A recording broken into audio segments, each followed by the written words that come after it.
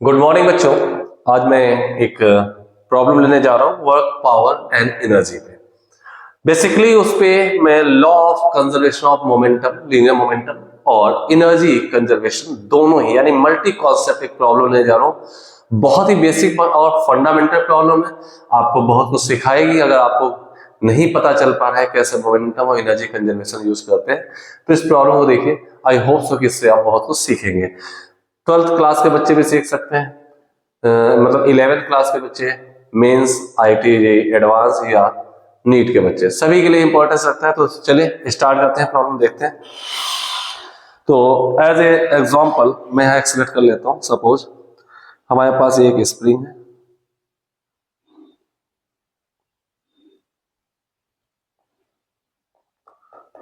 इससे कोई m mass attached and this is placed on a smooth horizontal surface। और इसी पे ही इससे दूर कहीं एक दूसरा m mass v not velocity से मूव करते हुए जा रहा है। मैंने इनकी नेमिंग कर दी a एंड b। मूव करते हुए आता है और ये आ करके इससे टकराता है। इसका कोलिजन जो दिया हुआ है परफेक्टली इनइलास्टिक कोलिजन है। इनइलास्टिक कोलिजन करता है ए ब्लॉक बी के साथ, परफेक्टली इनइलास्टिक कोलिजन होता है। इनइलास्टिक के लिए ई की वैल्यू 0 होती है। तो आपसे पूछा जाता है find maximum compression in spring. Find maximum compression in spring. Compression in spring, spring में मैक्सिमम कंप्रेशन आपको निकालना है। ठीक है, तो ये हमारा क्वेश्चन डायग्राम है और ये जो सरफेस है स्मूथ हॉरिजॉन्टल सरफेस है। स्मूथ हॉरिजॉन्टल सरफेस है। अब देखिए मैकेनिज्म समझिए क्या होगा। सबसे पहले इस प्रॉब्लम को दो पार्ट में करेंगे। पहला है कि ए और बी का कोलिजन होगा। कोलिजन होगा क्योंकि हम लोग कॉन्सेप्ट जानते हैं कि परफेक्टली इलास्टिक कोलिजन में बॉडी स्टिक कर जाती है, यानी कि सिस्टम एक कंपोजिट सिस्टम बन जाता है। टू बॉडी सिस्टम एक वन बॉडी कंपोजिट सिस्टम बन जाता है। तो परफेक्टली इलास्टिक कोलिजन होने में दोनों बॉडी सेम वेलोसिटी से आगे मूव करेंगे, यानी कि ऐसा लगेगा कि ब्लॉक ए ब्लॉक बी के साथ स्टिक हो गया है। तो मैं डायग्राम दिखाता हूं। तो पहले स्टेप में मैं यहाँ पे कंजर्वेशन ऑफ एनर्जी यूज करूंगा। अब देखिए ये सेम डायग्राम, इसका एक सेकंड कंडीशन दिखाता हूं। सेकंड कंडीशन में क्या होगा, ब्लॉक बी अपनी लोकेशन पर ही ऐसे है, this one is block B, और ब्लॉक ए इसके साथ स्टिक हो गया है, कोलिजन हो चुका है इस टाइप से। ड्यूरिंग द कोलिजन कोई मूवमेंट नहीं मानते इसे ब्लॉक बी और ए के कंपोजिट सिस्टम में, कोई हमने डिस्प्लेसमेंट नहीं काउंट किया। यहीं पे आगे कुछ मोमेंटम एक्सचेंज होंगे पहले। तो मान लेते हैं हम ऐसा कि अब इनके पास एक वेलोसिटी ये आ चुकी होगी, कॉमन सी वेलोसिटी v आ चुकी होगी, v वेलोसिटी आ गई है, ऐसा हम मान लेते हैं। तो सबसे पहले हम यहां पर बात करेंगे कि ये v निकालना है हमको। लेकिन एक में डायग्राम नंबर सेकंड में, इन दोनों केसेस में स्प्रिंग एक नेचुरल लेंथ पर है nl। नेचुरल लेंथ पे यहां पर भी स्प्रिंग, ये भी उसी लाइन पर है, इसका एंड तो नेचुरल लेंथ पर है। लेकिन जब ये पूरा दोनों ए और बी ब्लॉक का सिस्टम कंपोजिट एक v वेलोसिटी से आगे जाएगा तो स्प्रिंग को कंप्रेस कर रहा होगा। स्प्रिंग फोर्स इन दोनों के सिस्टम को रिटार्ड करेगा और फाइनली कहीं जाके रुकेंगे और स्प्रिंग में एक मैक्सिमम कंप्रेशन अपीयर होगा। हमें वही निकालना है। तो मैं एक तीसरा डायग्राम में दिखा देता हूं। थर्ड डायग्राम में क्या होगा, सपोज यहां तक ये सिस्टम पहुंच गया, बी ये है और ये साथ में ए है, ए एंड बी सिस्टम यहां तक पहुंच गया, स्प्रिंग का एंड यहां आ चुका है। ठीक है, जैसे थर्ड डायग्राम, यहां से ये नेचुरल लेंथ थी और सिस्टम एंड यहां पर आज ये जितना भी डिस्प्लेस हुआ है this is known as the x max. ये मैक्सिमम कंप्रेशन तभी कहलाएगा जब इस सिस्टम की वेलोसिटी अब 0 हो चुकी है। स्प्रिंग कंप्रेशन, स्प्रिंग का फोर्स कांस्टेंट के आपको गिवन है, स्प्रिंग कंप्रेस हो चुकी है, फोर्स कांस्टेंट के गिवन है। तो आप देख पा रहे हैं यहाँ तीन कंडीशन है, तीन डायग्राम हमारे पास है प्रॉब्लम में। तो हम क्या कर सकते हैं, फर्स्ट एंड सेकंड के बीच में law of conservation of linear momentum लगाएंगे between first and second diagram. First और सेकंड कंडीशन में पहले यहां मोमेंटम कंजर्वेशन लगेगा, क्योंकि चाहे कोई भी किसी टाइप का कोलिजन हो, मोमेंटम कंजर्वेशन ऑलरेडी वैलिड होता, ऑलवेज वैलिड होता है। ठीक है, तो मोमेंटम कंजर्वेशन में कोई सारा स्ट्रेट लाइन में चल रहा है, हम any one direction as a positive, reverse as a negative, यानी कि किसी वन डायरेक्शन को पॉजिटिव मोमेंटम तो अपोजिट वाले को नेगेटिव मोमेंटम मान के इसको स्केलर पे ट्रीट कर सकते हैं, रिजल्ट वेक्टर की तरह आ जाएगा। तो चलिए मोमेंटम कंजर्वेशन लगाते हैं और चेक करते हैं क्या आया। तो initial momentum equal to final momentum. Initial momentum हमारे पास होगा, ए ब्लॉक की बात करें तो mass m into velocity v not, plus B की बात करें before collision m into zero, B वाले पार्टिकल रेस्ट पे था, इसकी वेलोसिटी जीरो थी। इसको टू फाइनल मोमेंटम में दोनों ही चल चुके हैं, तो दोनों का mass m into v plus m into v, हम चाहे तो एक साथ कर सकते थे, तो यहां से m cancel, 2v equal to v not, तो v की वैल्यू वी नॉट बाई 2 आ जाएंगे। v की वैल्यू वी नॉट बाई 2 आ चुकी है, ये v की वैल्यू वी नॉट बाई 2 आ गई पहले दूसरे बीच, यानी ये composite system v not by 2 speed से आगे बढ़ेगा, ये हमारे पास एक इक्वेशन पता चल चुकी है।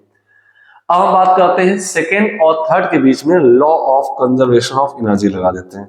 Law of conservation of energy between second and third.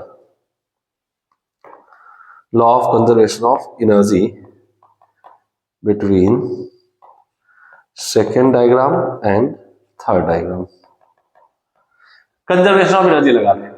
अब सेकेंड और थर्ड के बीच में पहली बात मैं ये करूंगा कॉन्सेप्चुअल कि एनर्जी कंजर्वेशन क्यों लागू होगा, क्योंकि यहां कोलिजन कंप्लीट हो चुका है, कंपोजिट सिस्टम एक वेलोसिटी एक एनर्जी लेकर आगे बढ़ रहा है, हॉरिजॉन्टल स्मूथ हॉरिजॉन्टल सरफेस से कोई फ्रिक्शन लग नहीं रहा, सिर्फ और सिर्फ ग्रेविटी भी इसमें लग रहा है, वो नॉर्मल एक्शन बैलेंस है, उसका कोई वर्क डन नहीं होगा, सिर्फ under the influence of spring force ये चल रहा होगा, उसको रिटार्ड करके रोकेगा। तो स्प्रिंग फोर्स और ग्रेविटी ये दोनों ही कंजर्वेटिव नेचर होते हैं, बाय डिफॉल्ट ग्रेविटी भी यहाँ कोई वर्क नहीं करेगा, तो सिर्फ स्प्रिंग फोर्स वर्क कर रहा है, कंजर्वेटिव नेचर है। और law of conservation of energy लगाने की मैंडेटरी कंडीशन होती है कि आपको सिस्टम में सारे फोर्स कंजर्वेटिव नेचर ही होने चाहिए।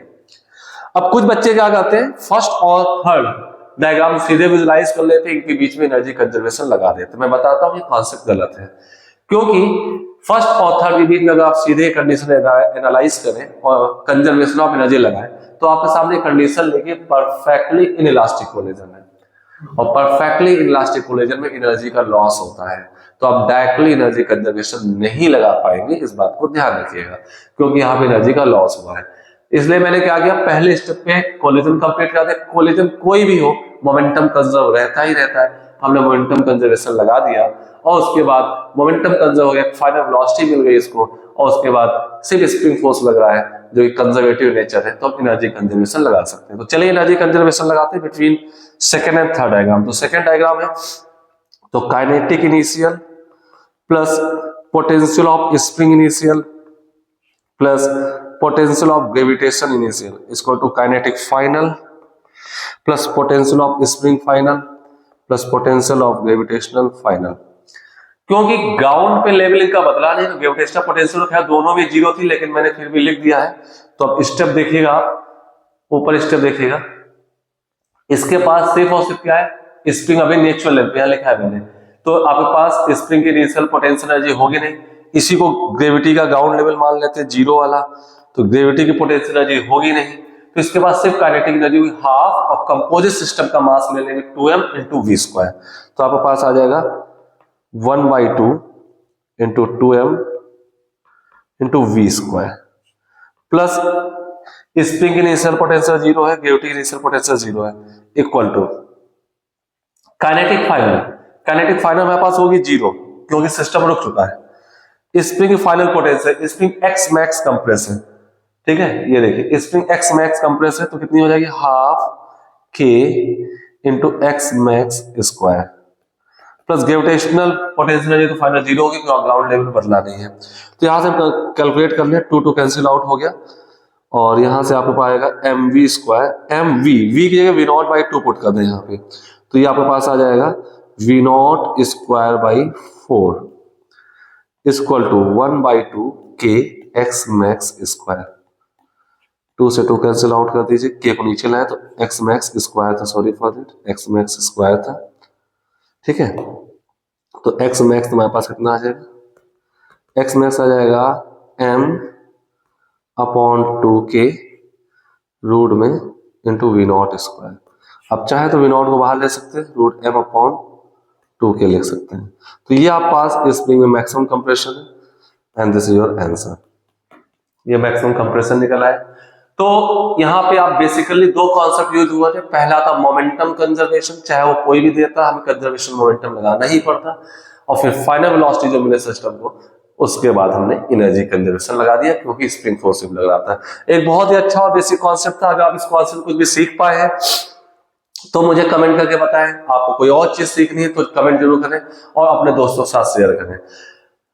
जितना आप इसमें कमेंट करेंगे, अपनी बात बताएंगे, मैं उसके अकॉर्डिंगली आपकी डिमांड पे वीडियो बना पाऊंगा। तो प्लीज कमेंट जरूर करें कि आपने इसमें क्या सीखा है और क्या अभी आपको कमियां रह गई, आप क्या सीखना चाहते हैं। प्लीज देखते रहें और डेली वीडियो पढ़ेंगे, अपडेट्स आपको मिलते रहेंगे। Please keep on watching. Thank you.